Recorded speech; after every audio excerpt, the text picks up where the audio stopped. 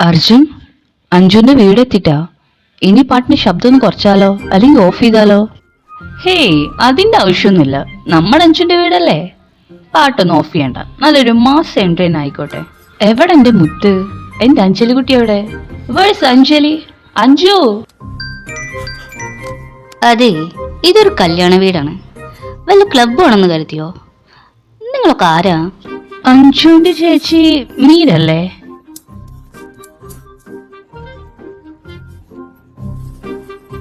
എടാ രാഹുലേ, അഞ്ജലി പറഞ്ഞില്ലല്ലോ അവൾക്ക് ഇത്രയും സുന്ദരിയായ ഒരു ചേച്ചിയാണെന്ന്. I am flat.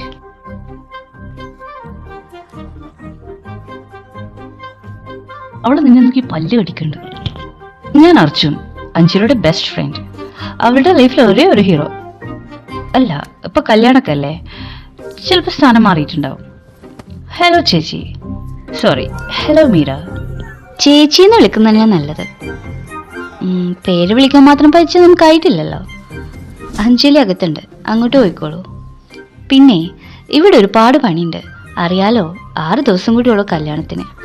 ബഹളം വെക്കാതെ ഒരിടത്തിരുന്ന് എനിക്ക് വളരെ ഉപകാരമായിരുന്നു. പണിയോ? മീര കൽപ്പിച്ചാൽ ഈ പന്തൽ വരെ ഞാൻ എന്റെ തലയിലെടുത്ത് വെക്കും. എടാ രാഹുലേ, ആ ലഗേജ് ഒന്നും മതിയാവില്ലെന്നപ്പോ എന്റെ തോന്നല്. നമുക്ക് ഇവിടെ സ്ഥിരാക്കിയാലോ? മീരയും മറ്റുള്ളവരും ചേർന്ന് അടുക്കളയിൽ തിരക്കിട്ട പണിയിലാണ്. അർജുൻ സഹായത്തിനെന്ന യാചന അങ്ങോട്ട് വരുന്നു.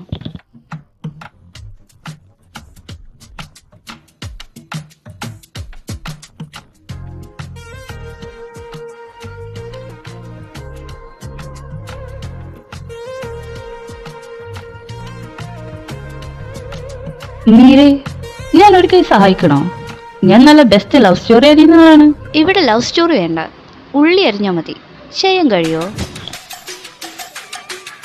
അത് ചോദിക്കാനുണ്ടോ? നീ ഒന്ന് എന്നെ നോക്കി ചിരിക്കണമെങ്കിൽ ഈ കിലോ കണക്കിനുള്ള ഉള്ളി മുഴുവൻ ഞാൻ കരയാണ്ട് അറിഞ്ഞുതരാം. അർജുൻ, അത് ഇത്തിരി കൂടുതലല്ലേ? അവളെങ്ങനെ യെസ് പറഞ്ഞ എന്നെ കൊണ്ട് പോയിട്ടാ. ഇതെന്റെ ബ്രെഡിൽ ഇടാൻ നോക്കണ്ട. ഞാൻ ചുമ്മാതൊരു വാശിക്ക് പറഞ്ഞതല്ല. അവളൊന്ന് സമ്മതിക്കുകയാണെങ്കിൽ ആ കാണുന്ന ഉള്ളി മുഴുവൻ ഞാൻ കരയും, അല്ല അരിയും. ഉള്ളി അറിയുന്നത് ഇവന്, കരയുന്നത് നമ്മളും. എന്റെ പൊന്നു മീരേച്ചി, ഇവൻ ഒരു ഉള്ളി പോലും ജീവിതത്തെ അറിഞ്ഞിട്ടില്ല കേട്ടോ. നീ ഒന്ന് പോടാ. മീരെ, നീ ഇങ്ങനെ സീരിയസ് ആയ നിന്റെ മുഖത്തേക്ക് ക്യൂട്ട്നസ് കുറയും കേട്ടോ. ഇടക്കൊക്കെ ഒന്ന് ചിരിച്ചൂടെ എന്റെ കുട്ടിക്ക്? അർജുൻ, മര്യാദക്ക് ഇവിടുന്ന് പോവാൻ നോക്കിക്കോ. താൻ വേണമെങ്കിൽ അഞ്ജലിയുടെ കൂടെ പോയിരിക്ക്. എന്റെ ക്ഷമയെ പരീക്ഷിക്കരുത് കേട്ടോ. ദേഷ്യം വരുമ്പോഴാണ് നീ കൂടുതൽ സെക്സി, അല്ല ക്യൂട്ടി. അതും ഏറ്റില്ല.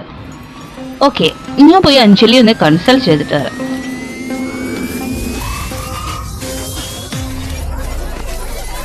രാത്രിയിൽ എല്ലാവരും ഉറങ്ങാൻ പോകുന്നു. മീര ഹാളിൽ ഒറ്റയ്ക്ക് എന്തോ എഴുതിക്കൊണ്ടിരിക്കുകയാണ്. അർജുൻ അത് കണ്ടതും പതുക്കെ അങ്ങോട്ട് വരുന്നു.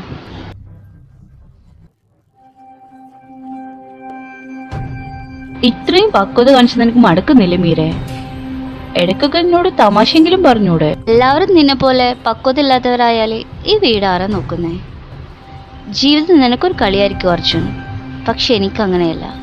മീര, ഞാൻ ഈ കാണിക്കുന്ന തമാശകളെല്ലാം നിന്നെ ഒന്ന് ചിരിപ്പിക്കാൻ വേണ്ടി മാത്ര. നീ എപ്പോഴും ഈ ടെൻഷൻ അടിച്ച് നിൽക്കുന്ന കാണുമ്പോ എനിക്ക് വിഷമമുണ്ട്. നീ ഒന്ന് തിരിച്ചെന്നെ സ്നേഹത്തോടെ നോക്കിയാൽ തീരുന്ന പ്രശ്നം എനിക്കുള്ളൂ. നീ അഞ്ജലിയുടെ നല്ലൊരു ഫ്രണ്ടാണ്. അവളുടെ കല്യാണത്തിന് 6 ദിവസം മുന്നേ തന്നെ നിന്നെ വീട്ടിലേക്ക് വിളിക്കണമെന്നുണ്ടെങ്കിൽ അവളുടെ മനസ്സിൽ എത്രത്തോളം സ്ഥാനമുണ്ടെന്ന് എനിക്ക് ഊഹിക്കാവുന്നതേ ഉള്ളൂ.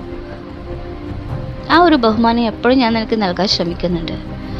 പക്ഷെ അതൊക്കെ നീ ഇല്ലാതാക്കിയാണ്. ഇനിയും ഇമാതിരി സംസാരമായിട്ട് എൻ്റെ അടുത്ത് വരികയാണെങ്കിൽ ഞാൻ അതൊക്കെ മറക്കും. എനിക്ക് അച്ഛനോട് പറയേണ്ടി വരും, തനിക്ക് ഈ കല്യാണത്തിന് കൂടാൻ കഴിയില്ല.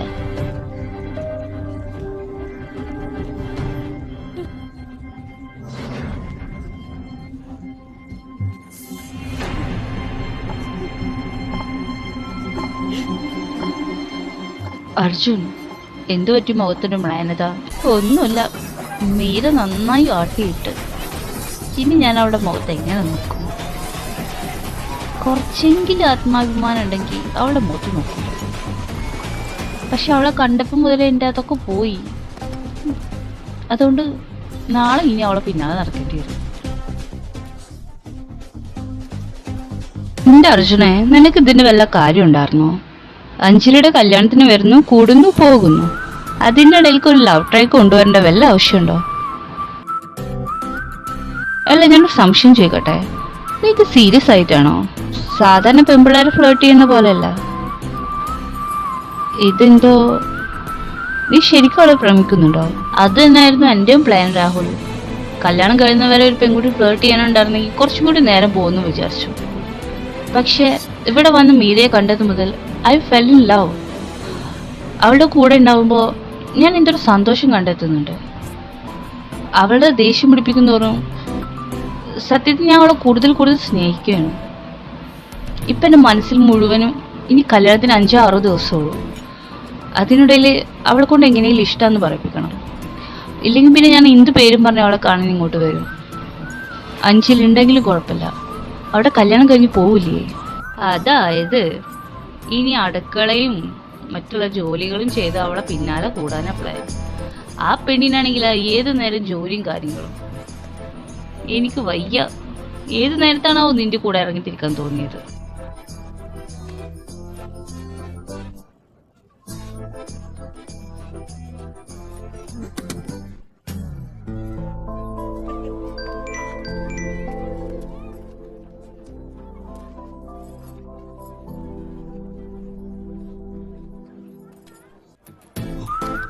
മീരേ,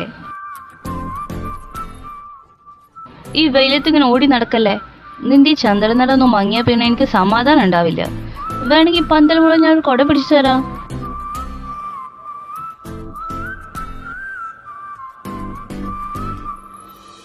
ഓ എന്റെ ഈശ്വരാ, എന്നെങ്ങ് കൊല്ലേ. ഇവിടെ മുഴുവനും പന്തല, പിന്നെ എന്തു വെയിലടിക്കുന്ന കാര്യം പറയുന്നേ. ഇനി ആ കൊട ഞാൻ പിടിച്ച് നടക്കേണ്ടി വരും. ഏത് നേരത്തെ ഇറങ്ങി തിരിക്കാൻ തോന്നിയത്? അല്പന് എന്താണ്ട് കിട്ടിയാൽ ഏതോ നേരത്തൊക്കെ കൊട പിടിക്കുന്നു കേട്ടിട്ടുണ്ട്. ഇത് അതിൽ മൂത്തേനാ. ഓഹോ, അത്രക്ക് സ്നേഹമാണോ നിനക്ക്? എന്നാ പിന്നെ ഒരു കാര്യം ചെയ്യേ, അവിടെ 50 കിലോന്റെ 10 ചാക്ക് അരി ഇരിപ്പുണ്ട്. അതെടുത്ത് ആ സ്റ്റോർ റൂമിൽ കൊണ്ടുവെക്ക്. കൂടെ നിന്റെ ആ ബോഡി ഗാർഡിനെയും കൂട്ടിക്കോ.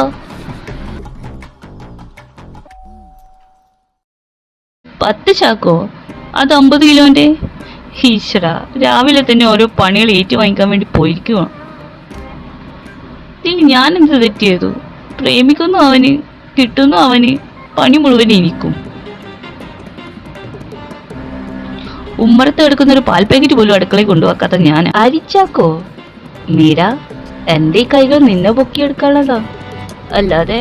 വെക്കുന്നോ അത് ഇവിടുന്ന് പുറത്തു പോകുന്നോ? എടാ രാഹുലെ, ജിമ്മിൽ പോയി ഗുണം കാണിക്കാൻ സമയായി, വാടാ.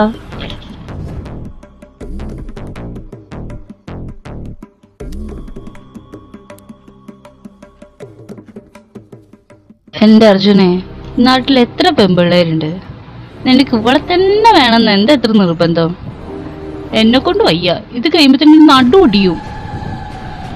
നിനക്ക് വേണമെങ്കിൽ നീ ചെയ്താ പോരെ, എന്തിനാ എന്നെ കൂടി ഇതിലേക്ക് വലിച്ചടക്കുന്നേ? മീണ്ടല്ലേടാ, മീരയുടെ കയ്യിൽ നിന്ന് ഒരു അടി കിട്ടിയ പോലെ അതൊരു അനുഗ്രഹം.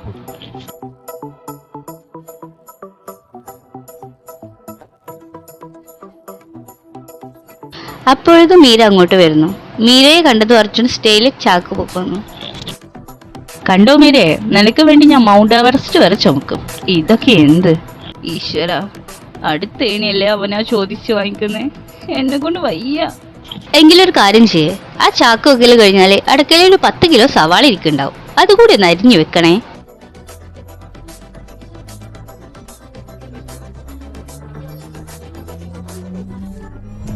അഞ്ജലി, ഒന്നുകിൽ ഇവനെ ഞാൻ കൊല്ലും, അല്ലെങ്കിൽ നിന്റെ ചേച്ചി പണിയെടുപ്പിച്ച് എന്നെ കൊല്ലും.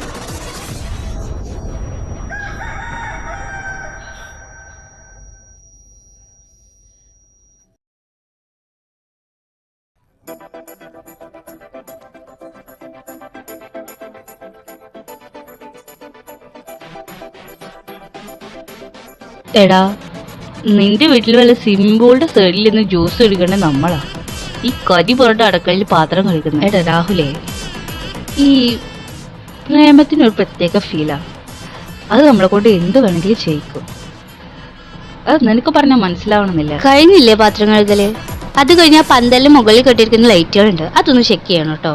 തീർച്ചയായും മീരെ, നീ ഒന്ന് നോക്കിയാ എനിക്ക് 1000 വാട്ടിന് ബൾബ് കത്തുന്ന എനർജി കിട്ടും.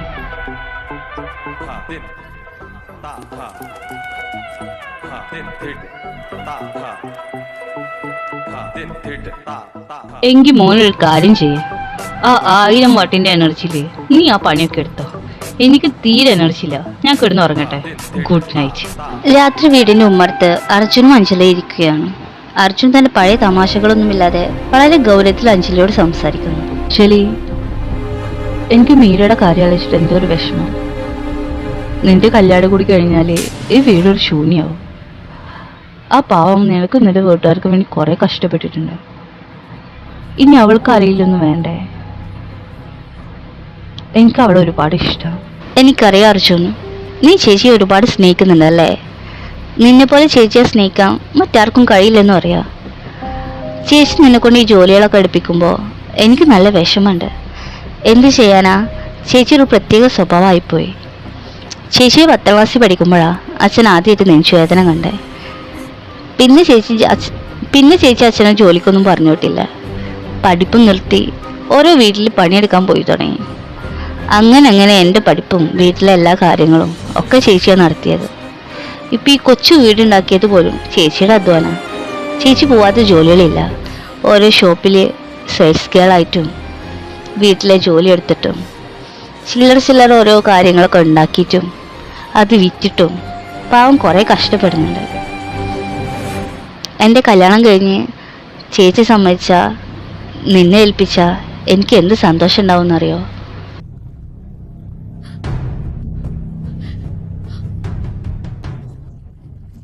അർജുൻ, കുറേ നേരമായില്ലേ ഈ വെയിലത്ത് പണിയെടുക്കാൻ തുടങ്ങിയിട്ട്?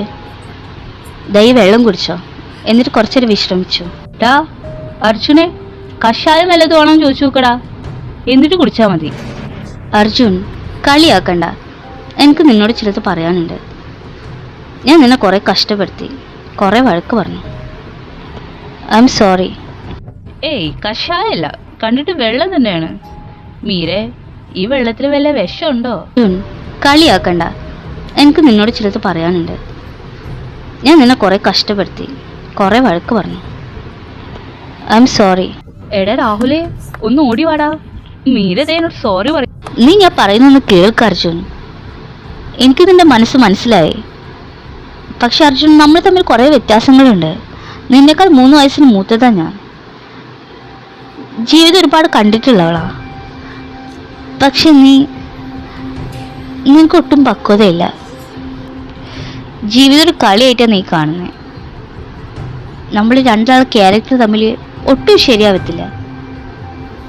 നിനക്ക് നല്ല പെൺകുട്ടി കിട്ടും. എന്നെ നീ അങ്ങനെ കാണല്ലേ. കഴിഞ്ഞോ? ഈ 3 വയസ്സെന്ന് പറയുന്നത് കലണ്ടറിലെ വെറും 3 വർഷങ്ങളാണ് മീരെ.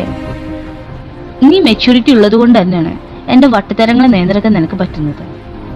പിന്നെ മാച്ചിന്റെ കാര്യം, വെള്ള പേപ്പറിൽ കറുത്ത മഷി കൊണ്ട് എഴുതുമ്പോഴല്ലേ അതിനൊരു ഭംഗി ഉണ്ടാകത്തുള്ളൂ. നമ്മളും അങ്ങനെ തന്നെയാണ്. അർജുൻ, നീ കാര്യമൊന്ന് മനസ്സിലാക്ക്. ഇല്ല മീരെ, എനിക്ക് നീ പറഞ്ഞ സോറി മാത്രം മതി.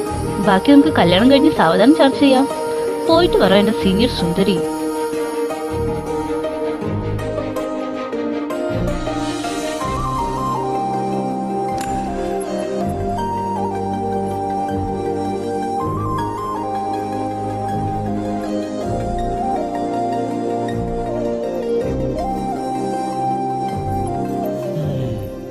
രാഹുലേ, ചേച്ചിക്ക് അർജുനോട് ഇഷ്ടം തോന്നി തുടങ്ങിയിട്ടുണ്ട്. പക്ഷെ അവളുടെ സ്വഭാവം അത് അവളെ കൊണ്ട് പുറത്ത് കാണിക്കാൻ സമ്മതിക്കുന്നില്ല. നമുക്കൊരു പ്ലാൻ ഇട്ടാലോ? ചേച്ചിയുടെ സ്നേഹം പുറത്തു വരാം. എന്ത് പ്ലാൻ? ജോലി ചെയ്യണമെങ്കിൽ പൊന്നഞ്ജലി എന്നെ കൊണ്ട് വയ്യ. സത്യം പറഞ്ഞ എൻ്റെ എപ്പോഴൊക്കെ കടച്ചില്ല. വീട്ടിൽ മുത്തശ്ശിയൊക്കെ തൈലം തേച്ചിരിക്കുന്ന പോലെ രാത്രി ഞാൻ തൈലം തേച്ച് കിടന്നുറങ്ങുന്നേ. എന്നെ കൊണ്ട് ജോലി എടുക്കാൻ ഒട്ടും വയ്യട്ടോ. ചേച്ചിയുടെ ഉള്ളിലെ പ്രണയം പുറത്തോണ്ട് വരാം. ഒരു ചെറിയ ആക്സിഡന്റോ അല്ലെങ്കിൽ മിസ്സിങ്ങോ അങ്ങനെ എന്തെങ്കിലും ഡ്രാമ കളിച്ചാലോ? അർജുന എന്തെങ്കിലും ആപത്ത് പറ്റിയെന്ന് കേട്ടാ ചേച്ചിയുടെ ഉള്ളിലത്തെ സ്നേഹമൊക്കെ പുറത്തേക്ക് വന്നോളൂ. അപ്പൊ സത്യം അറിയാലോ. അർജുന ആക്സിഡന്റ് പറ്റി കിടക്കുന്ന പോലെ അഭിനയിക്കട്ടെ, എന്നിട്ട് മീരേച്ചിയുടെ റിയാക്ഷൻ നോക്കാം. അത് പൊളിക്കും. നല്ല നടക്കാത്ത പ്ലാൻ. നിങ്ങൾക്ക് അറിയുന്നല്ല അവളെ ക്യാരക്ടർ. അതൊന്നും അവളെടുത്ത് ചെലവായില്ല. പിന്നെ ഇനി എന്താ ചെയ്യാ? നിന്റെ കയ്യിൽ എന്തെങ്കിലും പ്ലാൻ ഉണ്ടോ? എന്റെ കയ്യിലൊരു പ്ലാൻ ഉണ്ട്. നിങ്ങൾ കൂടി എന്റെ കൂടെ നിൽക്കണം, എന്നാലേ നടക്കത്തുള്ളൂ. ആ, നിന്റെ പ്ലാൻ അല്ലേ, അതെനിക്ക് മനസ്സിലായി. 10 കിലോ സവാള അരിയലും 50 ചാക്ക് ചുമക്കലും അല്ലേ? എന്റെ പൊന്നർജുനെ, തൈലം തേച്ചിട്ടാണ് ഞാൻ നടക്കുന്നേ. ഇനി എന്നെ കൊണ്ട് വയ്യ. അതൊന്നുമല്ല, ഇത് വേറെ പ്ലാനാ, മാസ്റ്റർ പ്ലാൻ. അഞ്ജലിയുടെ കല്യാണം ഗംഭീരമായി നടക്കുന്നു. എല്ലാവരും തിരക്കിലാണ്. മീര ഇടയ്ക്കിടെ ജനക്കൂട്ടത്തിനിടയിലെ ആരെയോ തിരയുന്നുണ്ട്. രാഹുലിനെ കണ്ടപ്പോൾ അവൾ പതുക്കെ അടുത്തേക്ക് ചെല്ലുന്നു. രാഹുൽ, കല്യാണം അടിപൊളിയായി കഴിഞ്ഞു അല്ലേ? നീ എന്താ ഇവിടെ ഒറ്റയ്ക്ക് നടക്കുന്നേ? അടിപൊളിയായിരുന്നു കല്യാണമൊക്കെ.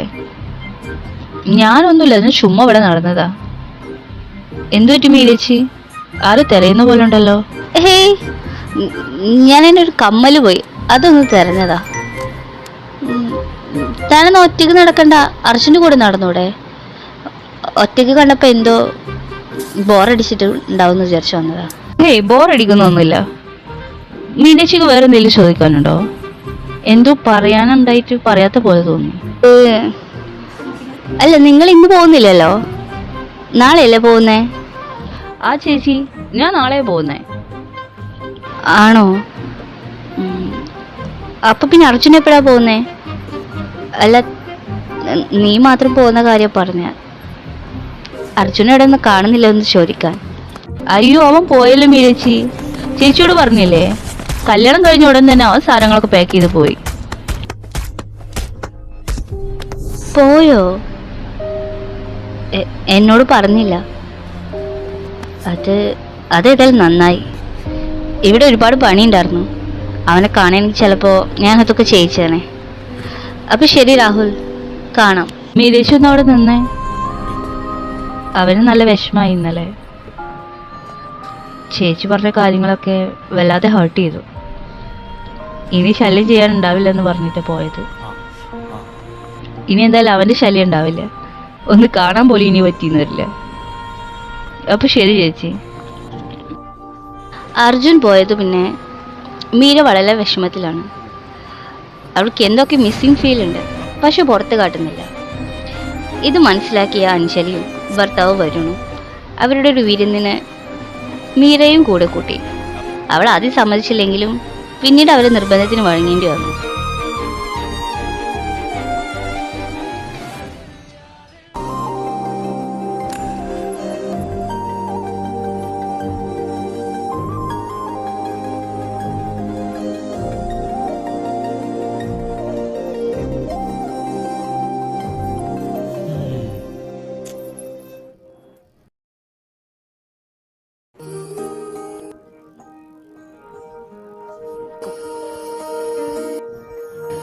അഞ്ജലി, ഇതാണോ വരുണൊരു ഫ്രണ്ടിന്റെ വീട്? വലിയ വീടാണല്ലോ, കൊട്ടാരം പോലെ ഉണ്ട്.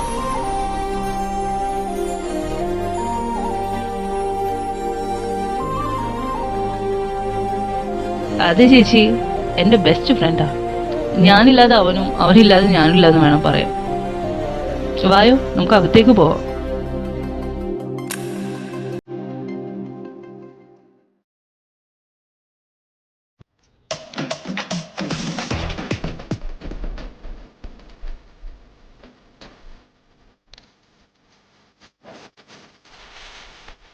സർപ്രൈസ് എങ്ങനെയുണ്ട് മീരെ? എന്റെ വീട്ടിലേക്കാന്ന് പറഞ്ഞാൽ നീ വല്ലെന്ന് എനിക്ക് നന്നായി അറിയാം. ഇതല്ലാതെ വേറെ നിവൃത്തിയില്ല. പിന്നെ അന്ന് പറയാതെ വന്നത്, അന്ന് ഞാൻ പറയാതെ വന്ന കാരണമാണ് ഇന്ന് എന്നെ കണ്ടപ്പോൾ നീ സർപ്രൈസ് ആയിട്ട്. ഇല്ലെങ്കിൽ നീ എനിക്ക് പുല്ല് വില പോലും തരില്ല. അപ്പോഴേക്കും അർജുൻ്റെ അച്ഛനും അമ്മയും അങ്ങോട്ട് വരുന്നു. മീര ബഹുമാനത്തോടെ എഴുന്നേൽക്കുന്നു. ആഹാ, അർജുൻ വാതോരാതെ പറഞ്ഞുകൊണ്ടിരുന്ന ആ മീര ഇതാണല്ലേ? അവൻ പറഞ്ഞതിനേക്കാൾ സുന്ദരിയാണല്ലോ. എന്റെ മോളെ, ഇവനെ വന്ന ദിവസം മുഴുവനും നിന്നെ കുറിച്ച് മാത്രമേ പറഞ്ഞിട്ടുള്ളൂ. ഇവനെ കൊണ്ട് ഒരു ഇല പോലും ഞങ്ങൾ അനക്കിച്ചിട്ടില്ല. പറഞ്ഞിട്ടും കാര്യമില്ല, അവൻ ചെയ്യത്തില്ല. ഭൂലോക മടിയനാ. അവനെ കൊണ്ട് നീ ഈ പണി മുഴുവൻ ചെയ്യിച്ചു എന്ന് പറഞ്ഞപ്പോ വലിയ സന്തോഷമുണ്ട്. സോറി അച്ഛാ, എനിക്ക് അറിയണ്ടായിരുന്നില്ല. ഞാൻ അപ്പോഴത്തെ ദേഷ്യത്തിന് ചെയ്തതാ. എന്തിനാ സോറിയൊക്കെ? അതിന്റെ ഒരു ആവശ്യമല്ല. അവനത് അത്യാവശ്യമായിരുന്നു. ഇതല്ല, ഇതിനപ്പുറം കൊടുക്കണം. എന്തായാലും അവന്റെ ലൈഫിൽ മോളെ പോലെ തുരുത്തിയ ആവശ്യം. എന്നാൽ അവനൊരു പാഠം പഠിക്കുള്ളൂ.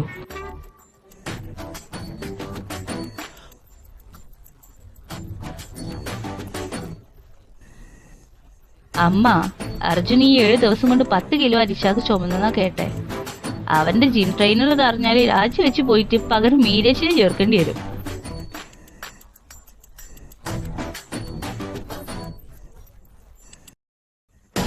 മീരെ, ഈ ബിരിയാണി ഒന്ന് കഴിച്ചു നോക്ക്. നിന്റെ ദേഷ്യത്തിന് അത്ര എരിവില്ല, എങ്കിലും നീ ഒന്ന് കഴിച്ചു നോക്ക്. പക്കത്തുള്ളവർക്ക് മാത്രം കഴിക്കാൻ പറ്റുന്ന സ്പെഷ്യൽ ഐറ്റം. അർജുൻ, നീ ഒന്നും മിണ്ടാതിരുന്ന ആഹാരം കഴിക്കുന്നുണ്ടോ? കണ്ടോമേ, ഇതാണ് ഇവളുടെ സ്നേഹം. സ്നേഹം കൂടുമ്പോ എന്നെ വായടപ്പിക്കാൻ നോക്കും.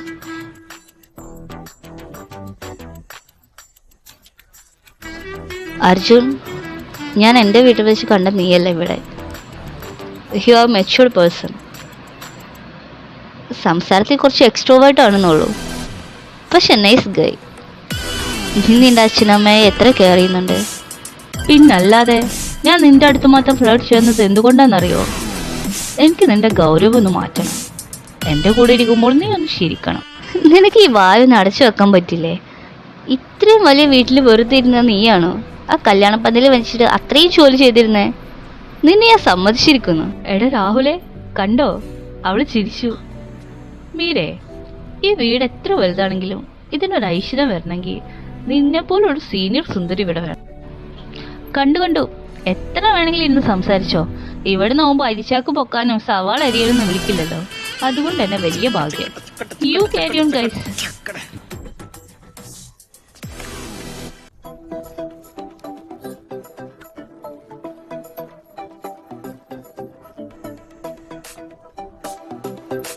മോളെ, എനിക്ക് നിന്നെ അത്രയ്ക്ക് ഇഷ്ടമായി. എൻ്റെ മകൻ്റെ കൂടെ എന്നും ഉണ്ടാവണമെന്ന് എനിക്ക് ആഗ്രഹമുണ്ട്. നിനക്ക് സമ്മതമാണെങ്കിൽ ഞങ്ങൾ നിൻ്റെ വീട്ടിൽ വന്നിട്ടൊന്ന് ആലോചിച്ചോട്ടെ, എൻ്റെ മകൻക്ക് വേണ്ടി. അമ്മേ, എന്നോട് ക്ഷമിക്കണം, ഇത് നടക്കുമെന്ന് എനിക്ക് തോന്നുന്നില്ല. ചേച്ചിക്ക് അർജുന ഇഷ്ടമാണെന്ന് എനിക്കറിയാം, പിന്നെ എന്തിനാ അങ്ങനെ പറഞ്ഞേ? അതെ അഞ്ജലി, എനിക്ക് അർജുന ഇഷ്ടമാണ്, ഒരുപാട് ഇഷ്ടമാണ്. നിൻ്റെ കല്യാണത്തിനന്ന് അവൻ എന്നോട് പറയാതെ പോയപ്പോഴാണ് മനസ്സിലായേ എന്തോ ഒന്ന് എനിക്ക് അവനോടുണ്ടെന്ന്. അത് പ്രണയാണെന്ന് അപ്പം മനസ്സിലായില്ല. അവനെ കാണാതെ എൻ്റെ മനസ്സിൻ്റെ ഉള്ളിൽ എന്തോ ഒരു കല്ല് കയറ്റി വെച്ച പോലെയായിരുന്നു. തൊണ്ടയിൽ നിന്ന് ഭക്ഷണം പോലെ ഇറങ്ങാത്ത പോലെ. ഇവിടെ വന്ന് അവനെ കണ്ടപ്പോഴാണ് മനസ്സിലായേ അത് പ്രണയമായിരുന്നെന്ന്. പക്ഷെ ഇപ്പോൾ ഞാനത് സമ്മതിച്ചാലേ എല്ലാവരും കരുതില്ലേ ഞാൻ അവൻ്റെ ഈ പണം കണ്ടിട്ടാണ് സമ്മതിച്ചതെന്ന്. എനിക്ക് അവനെ ഇഷ്ടമാണ്, പക്ഷേ ഈ സമ്പത്ത് ഞങ്ങൾക്കിടയിൽ ഒരു വലിയ മതിലാണ്. അർജുൻ പിന്നിൽ നിന്ന് ഇത് കേൾക്കുന്നു. അവൻ്റെ മുഖം ഗൗരവത്തിലാവുകയും അവൻ വേഗത്തിൽ നടന്നു വന്ന് മീരയുടെ കൈ പിടിക്കുന്നു.